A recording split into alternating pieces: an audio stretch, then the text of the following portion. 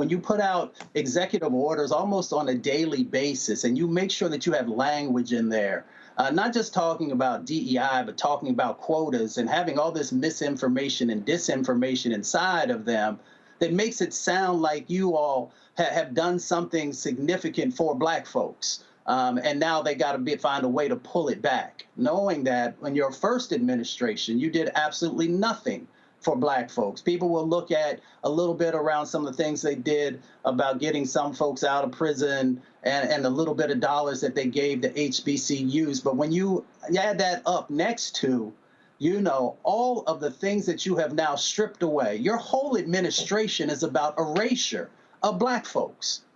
Erasure, both in our history. We saw what they just did over the African American Museum. We've seen what they continue to do at all these different agencies and departments, erasing the successes and the work that folks have done. But at the same time, really getting down to the policy part of taking basic resources away from nonprofits and others who are focused on helping to build that safety net for our community and other communities. So for you to stand next to him, what you are saying is that I'm okay with that, because they're going to utilize your image to say, hey, you know what? If someone who played in the Super Bowl and who's this great football player can stand next to and support Trump, then everybody else should be doing it as well.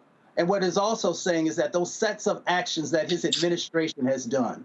And let's also bring into the conversation that they have a bunch of white nationalists who are a part of his administration, who are a part of the development of the policies that they're doing. What you are saying when you're standing next to him and smiling, whether you want to admit it was consciously or unconsciously, is that it is okay for you to do all these negative things to Black communities and other vulnerable communities.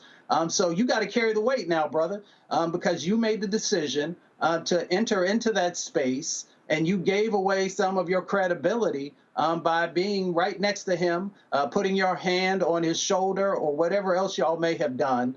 You've got to remember that our community should have demands, both of ourselves and of those who have been blessed to be in spaces and places that other folks aren't. Last thing I'll say is, because I don't just talk about stuff without actually living it myself. There have been administrations, Democratic administrations, who have invited me to the White House, and because they were doing things at that time that I felt were detrimental to our communities, I said I can't come. And here's the reasons why.